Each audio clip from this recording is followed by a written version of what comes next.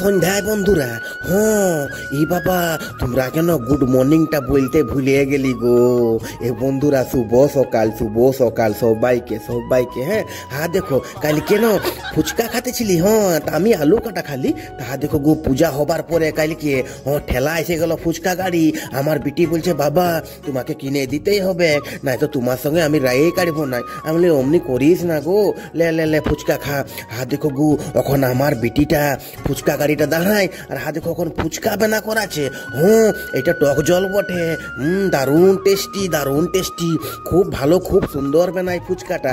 দেখো এখন একটা একটা করে বেনাই দিচ্ছে আমার বিটিকে থালটাই, আর এখানটায় আমি ফুচকা খাবো না।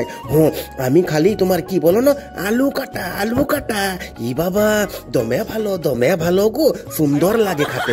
দেখো আমাকে কত সুন্দর ভাই আলু কাটা বেনাই দিল।